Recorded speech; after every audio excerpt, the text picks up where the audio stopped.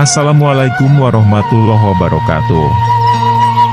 Wilujeng patepang Dewi sareng Mang Augustin. Palamitra anu dipihormat dina denget ayeuna simkuring Mang Augustin masih medar dongeng dina carios Si Geot, Yasana, Kang Heri Supriyadi. Pihatur raubu nuhun oge ka asadayana anu parantos berkontribusi like, komen, subscribe sareng share channel Dongeng Mang Augustin. Nyangga keun carios nyambung, mugi tiasa ngahibur, nyandak pelajaran, oge nyandak mangpaat saseurna. Kirang langgungna disuhun keun karidoan atur tiasa jembar manah ngahapunten sagala rupi kalepatan tur kakirangan. Mugia janten panghibur kana kalbu pangbeberah kana manah. Sareng mugia katampi ku sadaya kadang wargi, sok sanaos sieu carios Sunda buhun. Mangga nyangga keun. Si Geot bagian ke-71.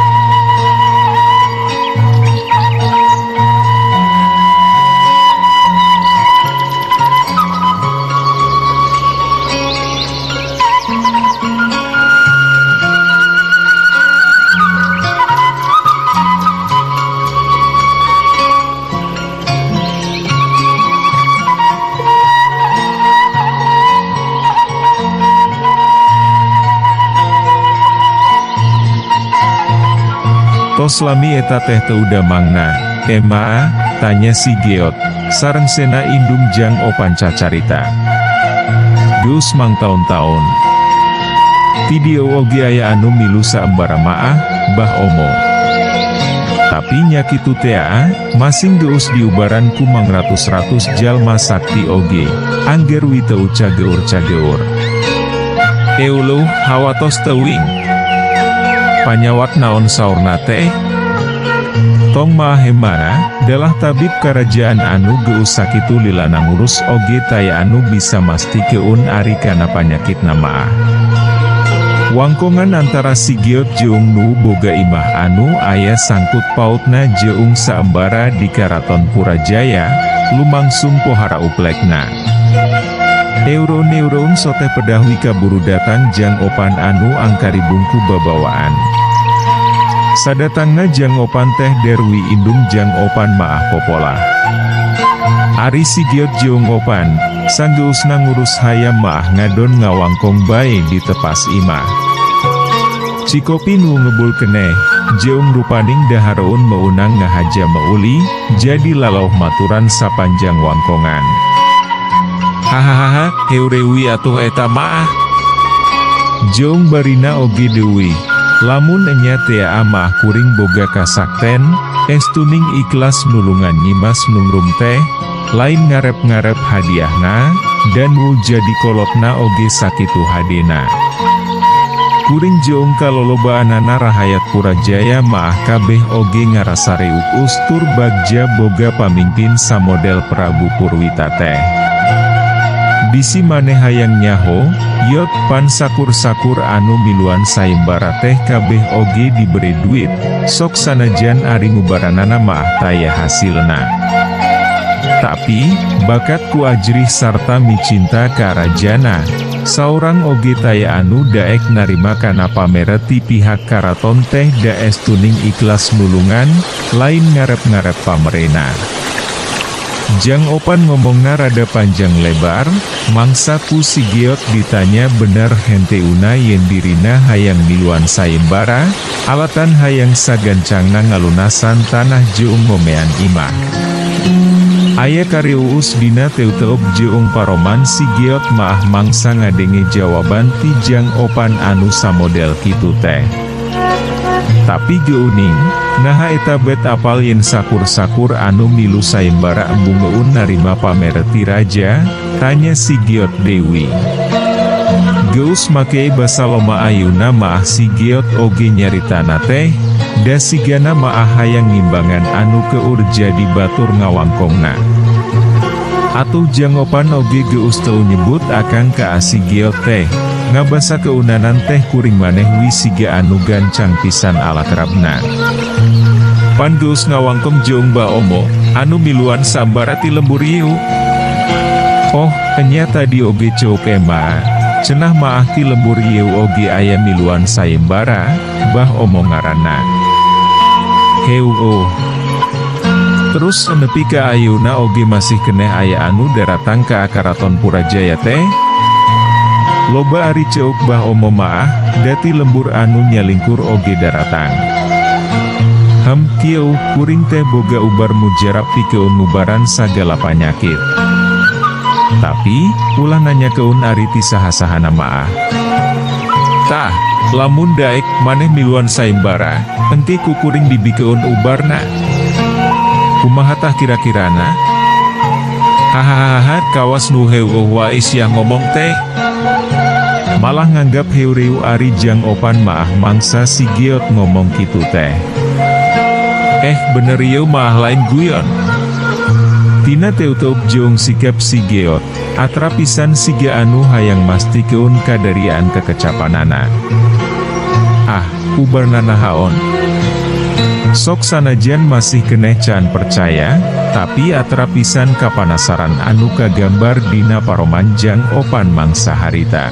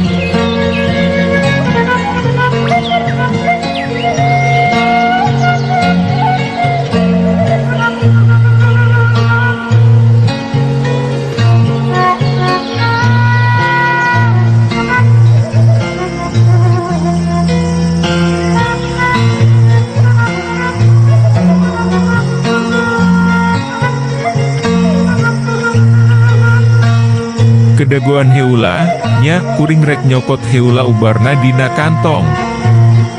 Teukum singa dagoan heula jawaban ti Jang Opan. Sanggeusna ngomong kitu teh gura-giru bae si Giot maah cengkat tina diukna, sarta anu saterusna maah kebat ngoloyor ka ajero imah.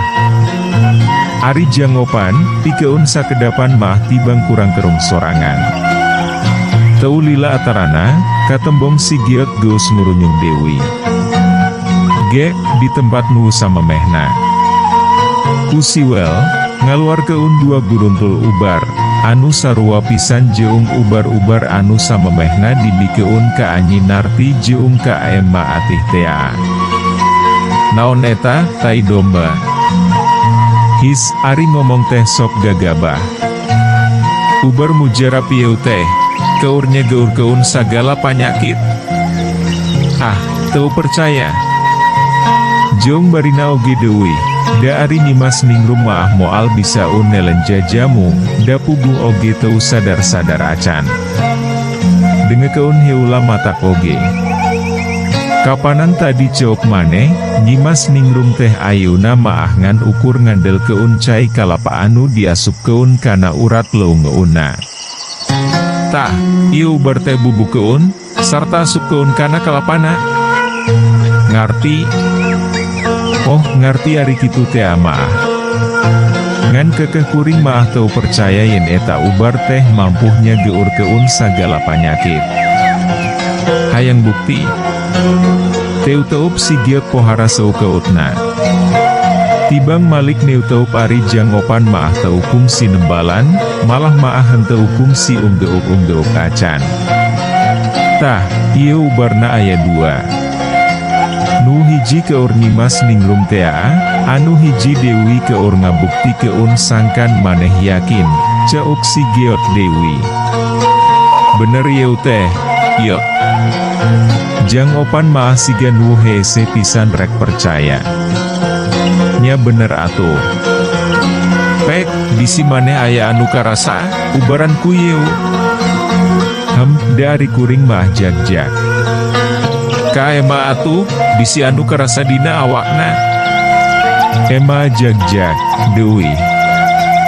Tapi, jadi inget ka Mang Sodik kuring maah, enya, anu ngajual ieu tanah, anakna teh anu awewe, dus lila teu bisa nempo. Teu ingka sakit naon. Kira-kirana, bisa moal dipake ngubaran nu kitu? Tah, jik wibukti keunku sorangan.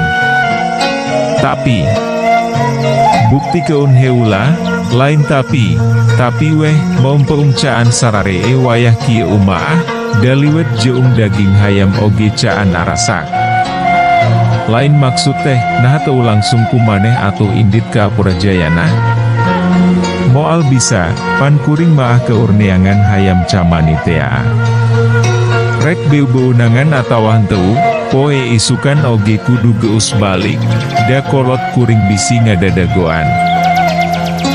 Terus, ari makaena diinum keun atawa dikumaha keun? Sina diinum wi. Nya atuh ku kuring bawa hiji, nya. Nu hiji Dewi mah cekelan wi heula kumaneh. Nya, teh. Tapi omat ulah dibeja keun ti kuring, ti mana wi bebejana maah kumaha dinya. Jang Opan tibang unggeuk. Geus kitu maah gura-giru bae nyokot ubar saguruntul tina dampal leungeun si Gegot, sarta anu saterusna maah semuru rusuhan ninggal keun eta imah. Saleosna Jang Opan, ari si Giot maah ngadon ngadekul kana daharun, bari sakapeung diselangku nyuruput heula cikopi. Siga nu nimat pisan katempona teh. Sabot kitu, kurunyung indung Jang Opan mamawa parang. Ari si Opan ka mana? Nuju ka Mang Sodik heula, ema, aya peryogi saurama. Ari eta nyandak parang kanggo naon? Rek nitah si Opan tadina maasina ngala daun cao. Rek nanahaon cenah budak teh wayah kieu nepungan Jang Sodik? Duka, ema, aya peryogi perkawis pada melan wi panginten.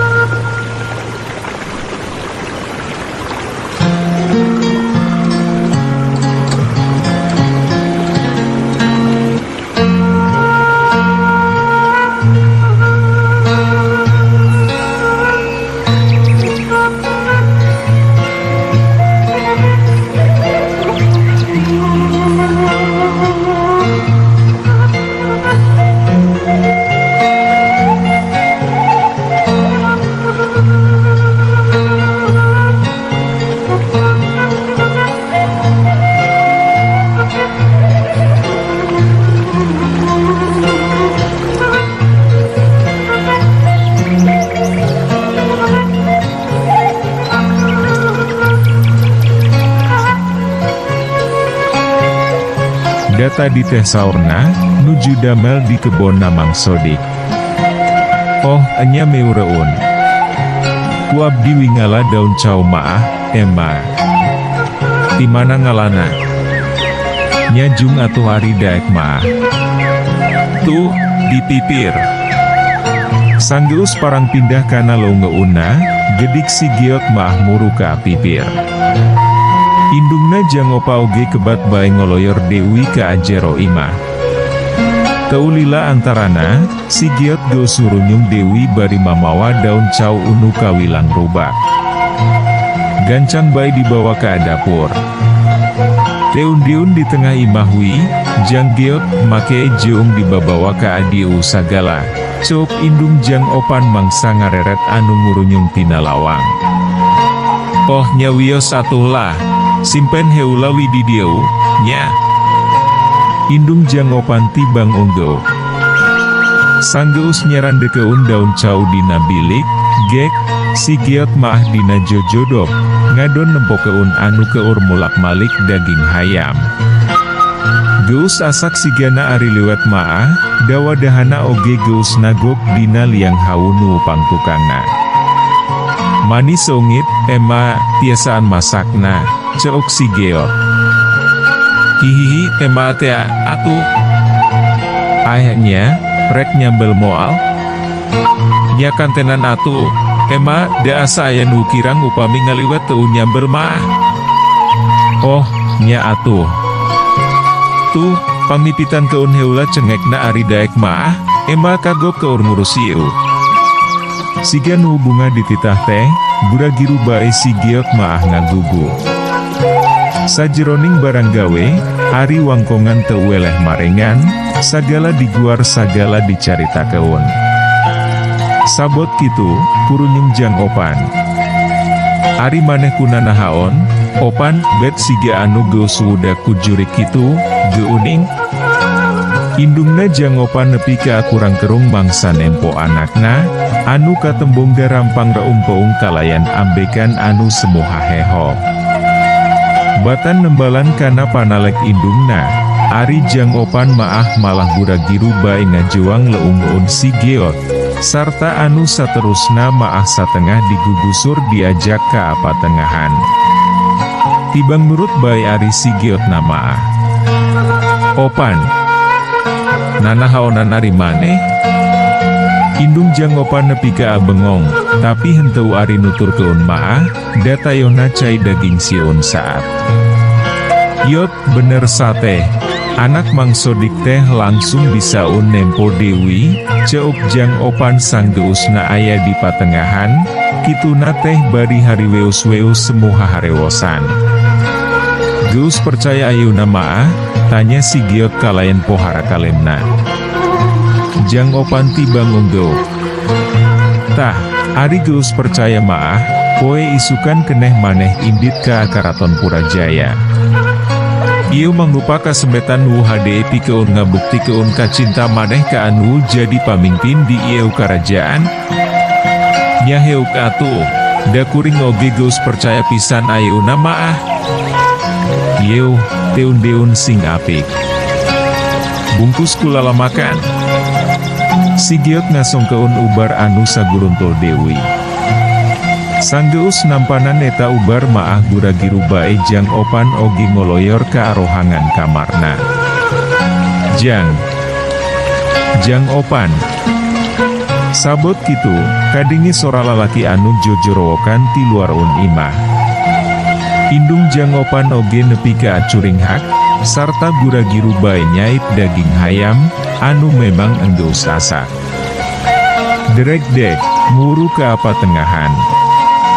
Meh bareng jeung ka keluarna Dewi jang opan ti rohangan kamarna, panto imah oge aya nu muka, dituturkeun ku murunyungna saorang lalaki tengah tuo, jeung dua urang awewe anu sigana maah minangka anak jeung pamajikanana.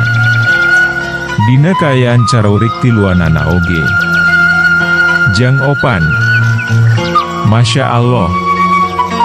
Jang opan, hatur nuhun pisan geus nulungan, Jang. Derek-dek gabruk segrup. Teu kungsi malire ka si Geot. Eta lalaki anu panghiulangan nepi teh gura-giru bae ngarangkul Jang Opan, sarta anu saterusna maah ngadon ngaguguk dina rangkulan.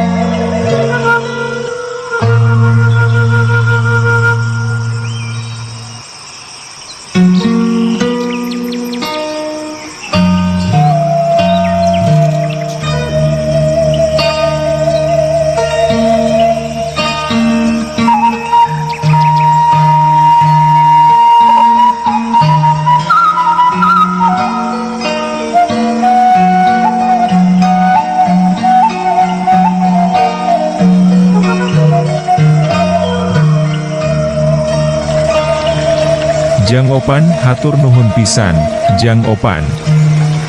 Aopan hatur nuhun pisan, boh pamajikanana, pon kitu Dewi jeung nu jadi anakna, teu beda jeung lalaki anu tadi, kebat bae pating derek-dek ngarangkul Jang Opan, sarta anu saterusna maah ngadon ngaguguk nepi ka asiga anu kanyenyerian. Indung Jang Opan maah nepi ka bengong siga anu pohara pisan bingungiunana. Iwal si Geot anu katembongna kalem teh, tibang neutup opat jalma anu harita keur ngaguguk bari paumpungku. Aya naon ieu teh, Jang Sodik? Tanya indung Jang Opan, mangsa lalaki tengah tuh geus ngaleupas keun rangkulan. Tetela geuning, eta lalaki teh anu disebut Mang Sodik teh, nyatana anu asalna ngabogaan tanah jeung eta imah, anu kiwari dicicingan ku Jang Opan jeung indungna. Sirupni dumadakan cageur, caoyoh dibere ubar ku Jang Opan, tembal Mang Sodik, kituna teh bari jeung masih keneh lualewe murubut keun cimata. Indung Jang Opan anu tetela ngaranna Ema Oyo, malah bengong siga anu banget teu percaya. Sanggeus Jang Opan jeung anak pamajikan Mang Sodik anu ngaranna Nyi Rukmi udar rangkulan, gek, sarerea ngariung di eta rohangan. Langsung bae Ema Oyo maah nalek ngunaan jujutan perkarana. Atuh barabat weh Mang Sodik oge nyaritakeun kajadianana, anu cenah maah anakna teh dumadakan cageur sanggeusna nginum ubar anu pamere ti Jang Opan. Tah kitu, teu kaburu nganuhun keun acan ari tadi maah, da basa kuring jeung pamajikan keur nyeung ceurikan si Rukmi teh ari Jang Opana maah ngusung mulang, tembal Mang Sodik, bari masih keneh semu ing sreukan. Masya Allah. Ari maneh meunang ubar ti mana atuh, Opan? Ema Oyo ngareret ka anu jadi anakna. Samemeh nembalan, katembong Jang Opan ngareret heula ka si Geot, anu harita keur niuteup sukeut ka adirina. Tina impian, Ema. Antukna maah Jang Opan teu burung mere jawaban. Tina impian? Sing balik ari ngomong teh. Nya, Ema, tina impian. Basa pauting kamari, Opan teh ngimpi dipanggihan ku nini-nini. Teuing saha, teu wau. Cowok eta nini teh, tah, mere ubar, gunana keurnya geur keun sagala panyakit. Kur saguruntul merena teh. Barang opan hudang, tetela dina leunggeun opan teh geus aya ubar anu dibikeun ku nini anu datang kana impian tea. Opan teh bingung, rek dipake kana naon eta ubar, da ari opan jeung emaha maah jarak jak. Ari basa tadi, ujuk-ujuk inget ka Nyi Rukmi. Nya geus wi dicobaan sina diinum, da panasaran deuwih opan oge hayang ngabuktikeun. Teuing kumaha, sanggeus paadu teu teup heula jeung si Geot teh, ngomongna jang opan dumadakan norolang. Masya Allah. Boh ma oyo, Mang Sodik, pon kitu Dewi jeung Nyi Rukmi katut nu jadi indungna, teu sirikna nepi ka amarorohok mangsa ngaregepkeun caritaan ti jang opan anu sarupa kitu teh. Aeh, kekeke. Ari usaha? Mang Sodik siga anu karek inget, yen dina eta riungan teh aya jalma anyar pinanggih. Jang Geot, urang pada miang. Dititah neangan hayam camani cenah ku kolotna. Enya, keur sarat tatanya, neureun. Kapeutingan di jalan ieu budak teh, nilu meuting heula weh di dieu, tembal ema oyo. Oh, ayahnya, jang opan sakali Dewi nuhun pisan kana pitulungna, nya. Atuh minangka wujud panuhun ti Mamang jeung si Rukmi. Pek, ieu tanah geus sagemblengna jadi milik maneh, ku Mamang dianggap lunas. Perkara imahna, ku Mamang oge rek diomean sarta teu kudu mikiran waragadna, ceup Mang Sodik tades kacida. Ngadenge kekecapan Mang Sodik anu samodel kitu teh, pikeun sakedapan maah jang opan jeung ema oyah tibang silih reret semu molohok. Sanggeus Mang Sodik ngayakin keun Dewi kana perkara kekecapan nu samemehna, sarta dihaminan kunu jadi pamajikanana, jang opan jeung ema oyah maah nepi ka murubut keun cimata mangsa nunuhunanana teh. Ema, abdi mah teu kiatos lapar pisan, ceuk si Geot, kituna teh bari pupuringisan ngusapan beu teung. Teuing bener-bener geus lapar, atawa teuing pedah hayang ngalelempeng Dewi kaayaan ari si Geot maah pangna ngomong kitu teh. Nganu jelas, mangsa keur ditepas imah oge ari kadaharan maah geus sagala dihuap keun. Eulo, hampura poho ema teh. Jang Sodik. Nyi Rukmi, urang sakalian ngariung, nya, kabeneran keur ngaliwet jeung daging hayam ema teh. Ti Jang Geot ari duitna mah eta oge. Kabeneran deuwih Mang Sodik jeung anak pamajikanana oge darakeun mangsa diajak dahar teh. Sanggeus liwet jeung daging hayam sarta anu sejenna ngabarak dina luhur daun, brak weh sarerea dalahar siga nuwun nikmat pisan. Sajeroning keur daharna, Nyi Rukmi maah ret Dewi ka ajang opan. Ari anu diretanana maah sok mindeng tumpul siga nu era. Mang Sodik jeunggu jadi pamajikanana oge meus silih toel mangsa nempo sikep anakna anu samodel kitu teh. Si Geot jeung ema oyoh maah tibang silih reret bari pating serenge. Heu, waktosna seet. Caag hanca. Urang simpen di handeuleum si paragi nyokot ninggal keun, enjing urang sampeur Dewi, hapunten palamitra kanggo nyumangetken sim kuring, Mang Augustin ngadongeng teh, nuhun keun di subscribe, di like sareng di komen, atanapi di share manawi masih aya keneh nu resepeun kana dongeng, supados teu kakantun carios salajeungna. Mangga permios. Ka anu gareulis karasep anu hoyong carita kisah kasih dinamika romantis remaja. Mangga dangu keun carios nyambung bentan pasantren. Nuto sarpuh gengadangu carios ieu maah bakal kabawa asa ngora deui. Kangge nu resep cerita silat. Mangga danggukeun Amjar lawan Raja Bangsat sareng rawarontek di channel YouTube Mang Augustin.